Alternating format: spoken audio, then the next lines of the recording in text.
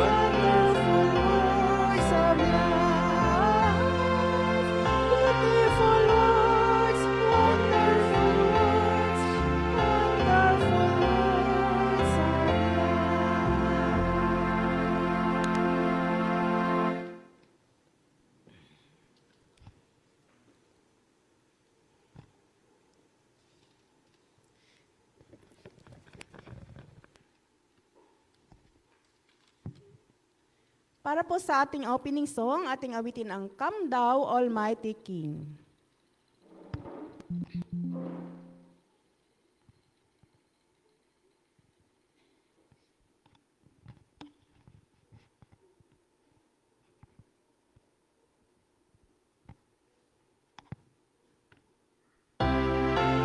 Ay po lahat ay masipagkano.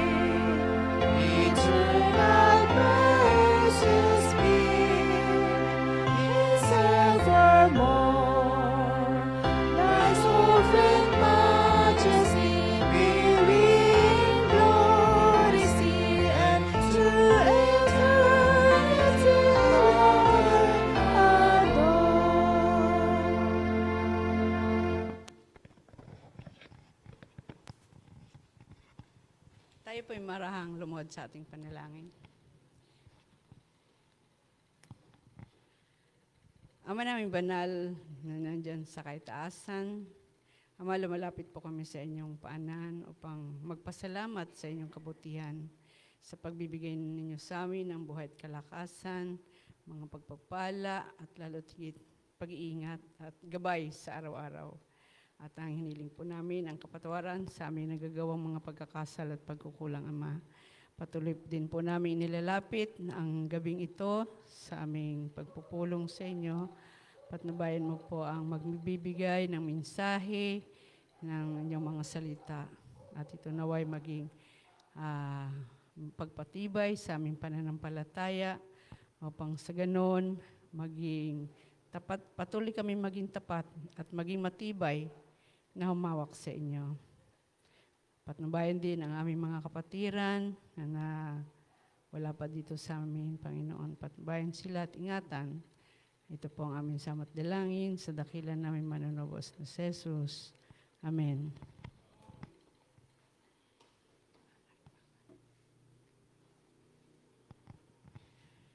Hello, magandang gabi po sa inyong lahat at happy midweek. First time po na ang hahawak ay Women's Department, ano? Pero bagamat wala pa sila. Lahat pong naka-schedule ay wala. Then, pag-pray po natin sila na naway makarating din. Ang nag-chorister po sa ating pinaunahan po ni Sister Crispa Mascardo at ang presider po ang inyong lingkod. Then, opening prayer. At ang magbibigay po sana natin sa atin ngayon ng special number ay si Sister Aclon, pero gaganapan po ni Brother Eliza Mascardo. At ang atin pong magbibigay ng mensahe ay walang iba kundi si Ma'am Mercy Sidugin. At gayon din siya din po ang mag-lalas ang prayer. Last prayer.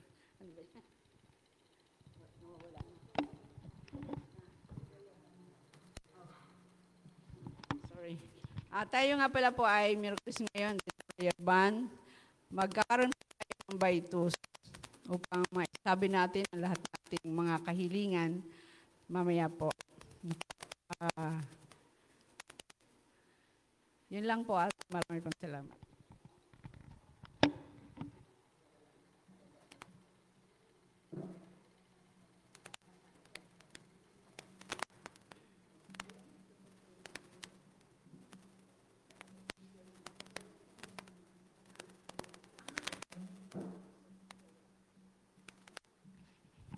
Ang prayer request nga pala po.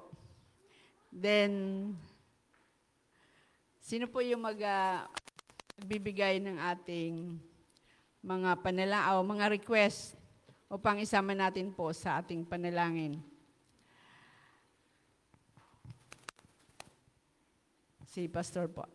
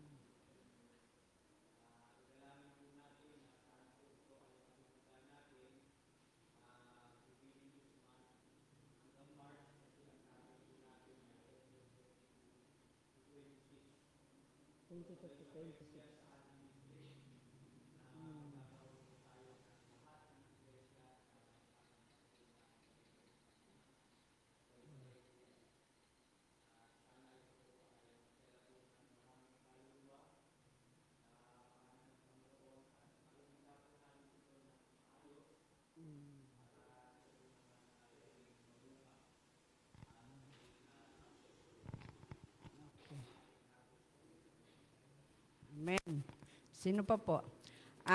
Ipag-pray po natin ang ating mga kapatiran. Ano po? Lalo't higit,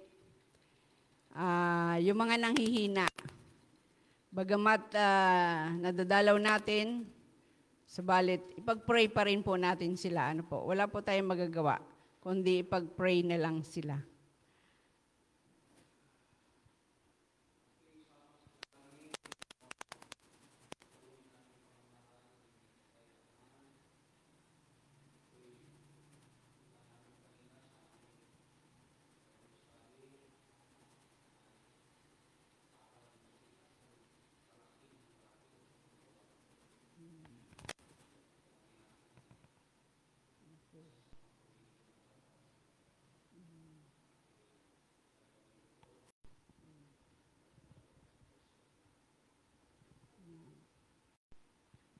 Ate Ani.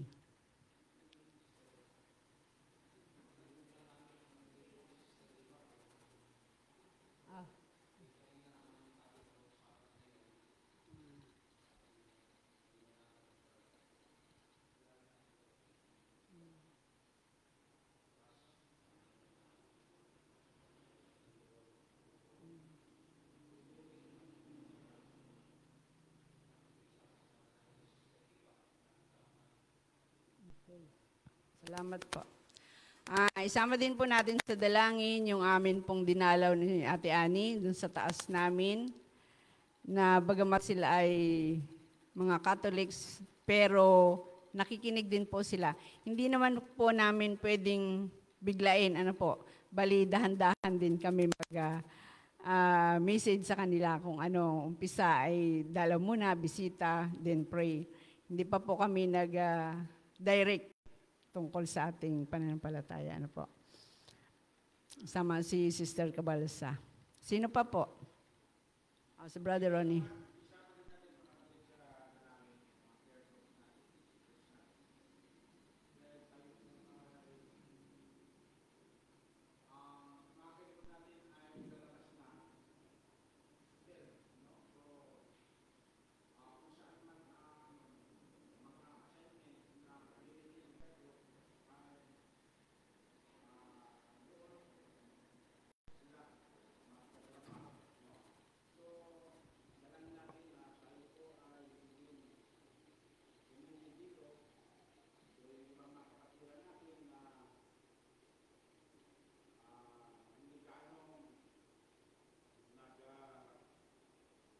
Function.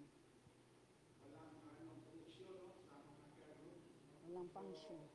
Hindi pa function.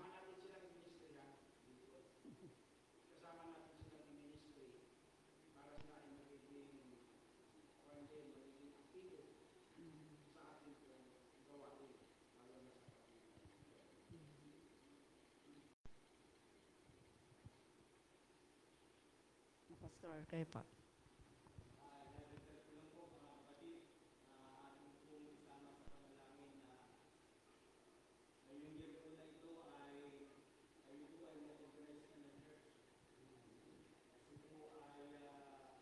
Praise the Lord.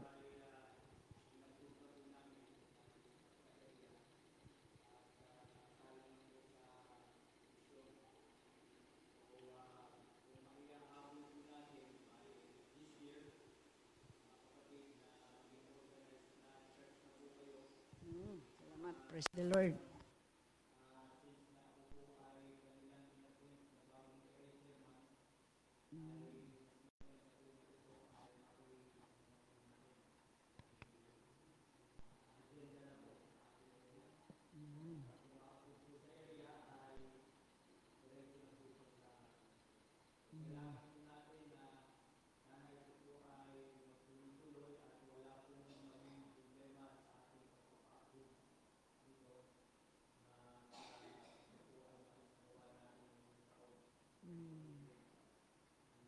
Yan, praise the Lord. Nawa po'y mangyari na kaagad, no?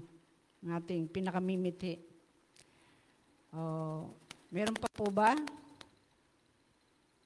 Okay, kung wala na po ay isama po natin una ang Ay, dagdag pa po ako. Sorry. Ano po, yung darating po namin entrance exam ngayon pong Friday sa PSU po, naway makapasa po kami.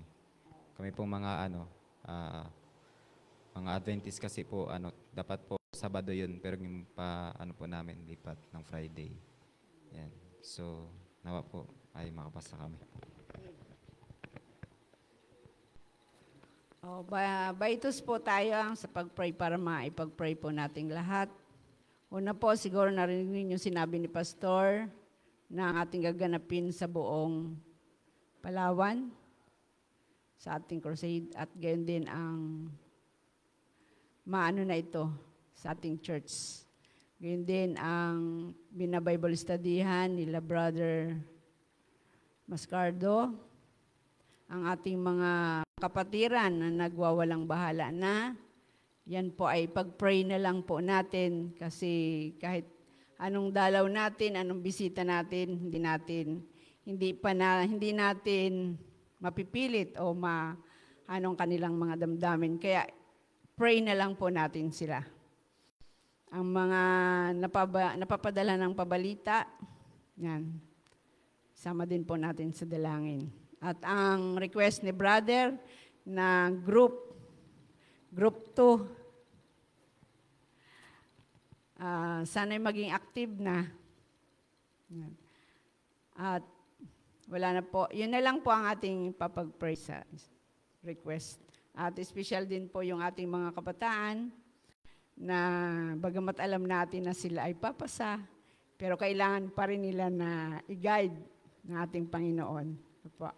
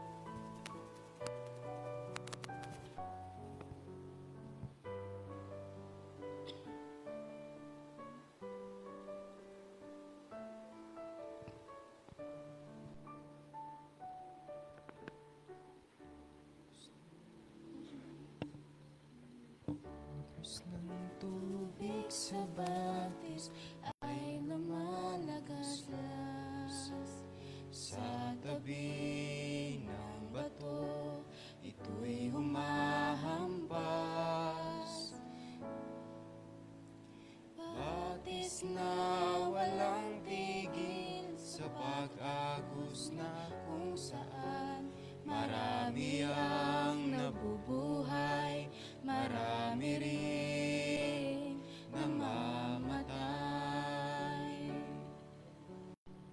Agos ng batis sa buhay ng tao, tumatakbo sabay nito sa dagat na wagas ang tungo.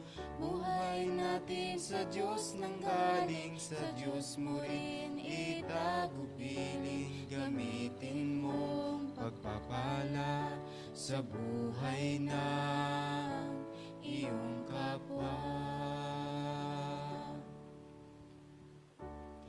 Hay ng mga tao dito sa mundo ay tulad ng isang batis, umaagos ng kay bilis. Mahirap man kung iisipin, ngunit kung iyong iibigin, batis man sa agos mo ay may tuwang namamasdan.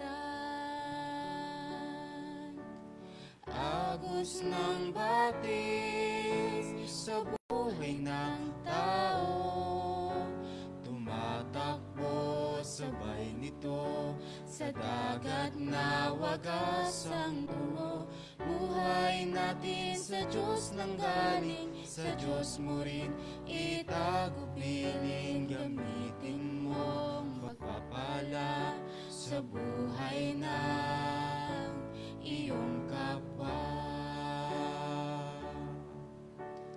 Agos ng batis sa buhay ng tao, tumatakbo sabay nito sa dagat na wagas ang tungo. Buhay natin sa Diyos nang galing, sa Diyos mo rin itagupiling. Gamitin mong pagpapala sa buhay ng iyong kapwa. Gamitin mong pagpapala sa buhay ng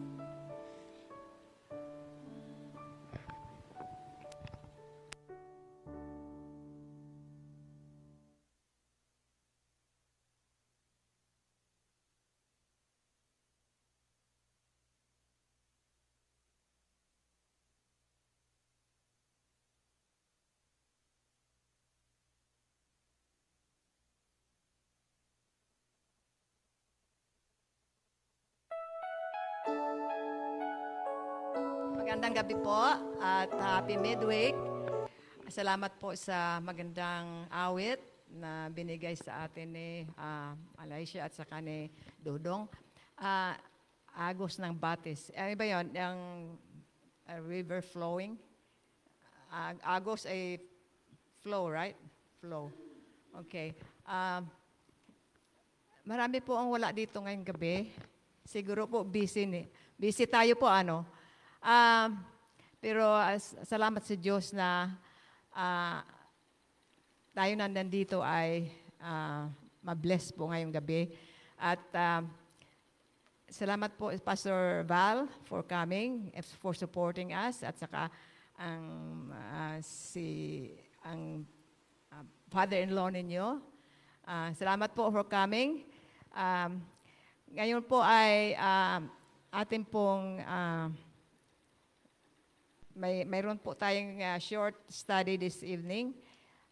Short message po about ang ating, mayroon akong cheat sheet dito po. Yung ating title ng ating message ngayong gabi ay Be Still and Know That I Am God. Ano po ang meaning ng still? Ano kaya ang ibig sabihin ng still? Quietness, silence, okay? Restfulness, serenity, serene, okay? Wala kang marinig. Okay, very quiet, very silent, okay? Mayroon ba kayong nakilala na tao na deaf and mute. Wala silang naririnig. Okay? Pero there's a song by Simon and Garfunkel about sound of silence. Meron bang sound ang silence? Okay, yan ang ano po nila, ang song nila, Sound of Silence. Sinasabi na kung tayo po ay rest for a while and really focus on God, may marinig tayo to. Kahit na po tahimik lahat, mayroon tayong marinig po ano pong marinig natin? Ang voice ng Panginoon. Okay? Every day po tayo ay busy. Busy tayo lahat. Lalo na yung mga working mothers and working fathers. Busy po palagi. Okay? Wala po tayong time sometimes to even pause for a moment to even talk to God. Busy palagi. Punta sa work, pagbalik, maghugas ng plato, magluto, mag-asikaso sa mga bata, para ba wala tayong time talaga sa Panginoon. Kahit na kung minsan ang ating devotion sa gabi, okay, before we sleep, sa sobra nating pagod ay wala na, napapagod tayo ng gusto, matulog na lang kaagad. Nakakalimutan natin magpasalamat sa Panginoon. Okay? Pero ang sabi ng Panginoon ay, be still and know that I am God. Okay? Sabi dito, there's noise all around us every day. Okay? Dogs barking, babies crying, neighbors screaming and fighting, ambulance siren blaring, etc., etc. And then sometimes we wish that we can have a quiet time from our busy activities of the day. Just sit back and do nothing. Okay? Ako po ay wala nang ginagawa. Kasi po, I have a reason for not being busy. Kasi matanda na ako and I'm retired. So I'm just enjoying life at its best. Okay? So, pero tayo po na ang iba sa atin na busy pa po sa trabaho at saka sa pamilya natin ay talagang kailangan po natin kuminsan na mag-slow down and then mag-focus tayo po sa the goodness of the Lord dahil po marami po tayo mga challenges na hinaharap araw-araw na kung wala po ang Panginoon ay hindi po natin kayang i-solve po ito ating mga problema. Okay? Okay. The best time to enjoy stillness and silence is around 2 to 3 o'clock in the morning. Na-experience ba yan na sometimes you wake up in the middle of the night na tahimik. Yun po ang best time daw po na to kneel down and pray and give everything to the Lord. Okay? So that when you wake up in the morning, you are invigorated and you have the stamina again to face the day. Okay? And this is the best time when everything around is totally silent. And it is best time to talk to God and reflect on His love and also listen to what God wants to tell you. Okay, so this is the only time that God can talk to us. Kasi pag busy tayo, wala ang Panginoon sa atin, wala. Okay? We just run from here to there, without even realizing that God is already gone from us. Okay? Kasi ang ating focus palagi ay sa trabaho natin. Pero if we have the time, sometimes we kind of sit down, relax, and reflect on the love of God. Okay?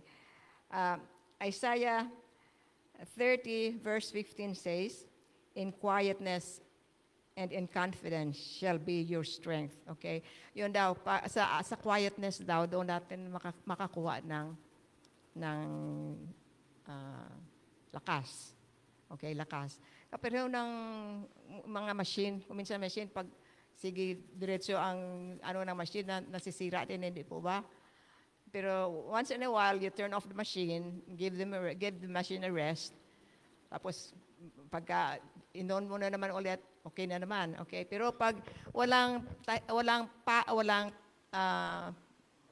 rest ang isang machine, ay lalong na madaling masira. Jesus Christ himself retreated to the top of the mountain, away from the crowd and noise, to talk to the Father in heaven. So, yan po ang parang naging custom ni Jesus noon nang nandito pa siya, na he always leaves his disciples and go up on the mountain to talk to the Lord. And in the mountain is really quiet, okay? No disturbances at all. All you can hear maybe is the singing of the birds, and the wind that's blowing. But otherwise, everything is quiet. And so this is the best time to talk to the Lord. Remember when he was on the boat, okay? Remember when he was on the boat with his disciples, and the storm and the strong waves came. Jesus was sound asleep in the midst of the storm, oblivious of what was going on around him. He was in complete calm. When he was awakened, he rebuked the sea and said, "Peace, be still."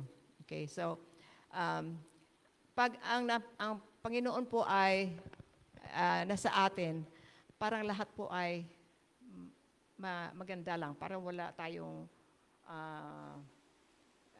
problema sa buhay. Okay?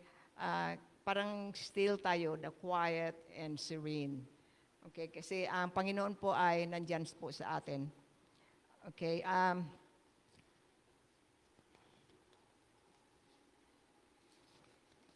Ito ang konting paalala sa atin. When we fill our lives with activities and busyness, not business, okay, busyness, it is easy to forget God, our Creator. Ayan, nakakalimutan natin, pag sa sobra nating kabisi sa ating buhay, ay nakakalimutan natin po ang Panginoon. There are times in the midst of the most hectic day when we need to close the door, turn off the cell phone, sit down in a chair, lean back and close your eyes. The busiest day of your life is the best day to do it. It is the time of time that you need it the most. Even 60 to 90 seconds of silence as you sit down and close your eyes can be a time for God to speak to you. So it's very, very beautiful. Even for a few seconds only, if you just sit down and close your eyes, it will really give us more strength to carry on the work of the day. Okay? So, here's a poem that I would like to read to you. This is just a short message this evening, okay? It is written by Patricia Wilson. This is dedicated to busy mothers and fathers, okay? It says, "Lord, I'm so busy as can be. Surely you can have noticed me working diligently. I've laundry to do and house to clean, and you must see the garden I've got to glean. I'm sure that you've seen me going to work. I must earn a living. This duty I can shirk. Why? I've shopping to do and bills to pay. It just keeps me hopping all through the day. Time is so valuable. I don't want to waste it. So I work hard to save our life, to really taste it. I've meeting to go and meetings to chair. I've got to bathe the children and comb their hair. The clock keeps moving, and I must keep up. I have 3 kittens and a cute little pup. I must take them to the vet today and give them baths too. And I just don't know if I'll have time for you. I don't mean to be disrespectful or leave you out. I'm just trying to figure out what life is all about. I've been meaning to give you more time in my life. I suppose if I did, I'd have so much less strife. But really, God, if I just don't know how to fit you in, could you teach me how to be like a child once again? To take time to listen, to learn how to grow, and how to really live and be happy and let others know. My priorities aren't right, and that sure is true. I want to learn to be busy getting to know you. That's where the quality time is and where I want to be. Please, God, teach me to let go of this selfish me. I want to put you first in all that I do, to put things on earth last and be true to you. I know that if I put you first on my list, all else will fall into place. I will be blessed. Lord, teach me, change me to make me today all that you want me to be, here and always. Please fill me with your sweet spirit. Let me be always, forever busy with thee. And this is a very beautiful, beautiful poem that will tell everything and how we wish sometimes that we have more time for God. And so this is a very stark reminder for each one of us that in the midst of our busyness every day, we still have to have God in our lives, so that everything else will fit and will fall into place. All our problems and all our trials that we encounter every day, it will be lessened if we have Jesus in our heart, and we always ask God to help us. And to close, it says in Matthew 6:33, "But seek ye first the kingdom of God and his righteousness, and all these things shall be added unto you." So we have to put Christ first, okay? And so all our problems and all our strife in life that we encounter every day will be resolved if we only put God first, okay? And so I hope this little message tonight will help us to realize that without him, we cannot do anything, okay? So thank you very much, and have a good night. And the busiest person I think that I know is Pastor Val. And Pastor Val is still here with us. And thank you very much.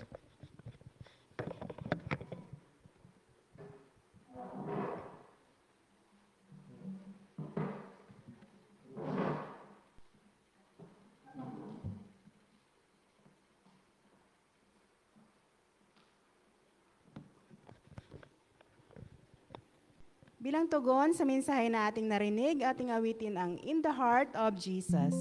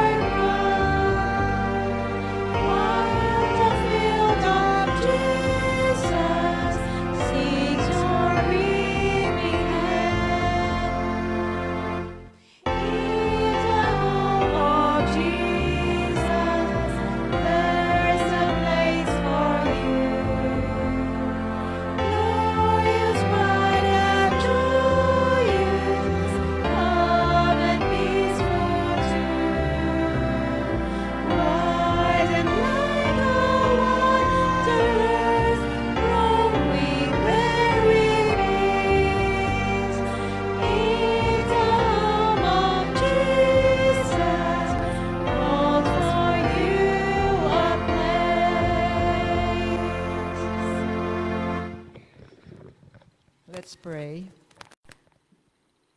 O most gracious, loving Heavenly Father, as we ascend our prayers to you this evening, we would like to thank you that we have this privilege to pause for a moment to listen to your still small voice.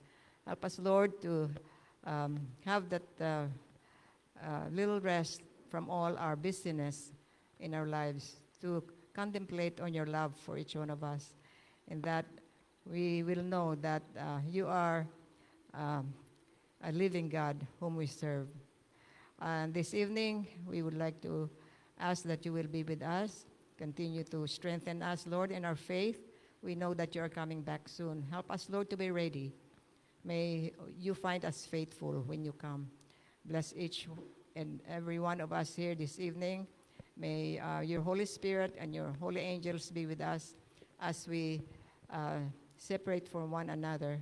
May all of us, Lord, will be blessed, and that we can all rejoice knowing that soon, when you come in the clouds of heaven, we can all go home with you to that heavenly home you have prepared for each one of us.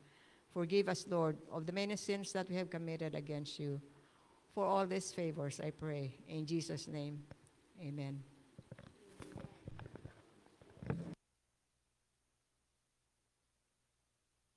Thank you and good night.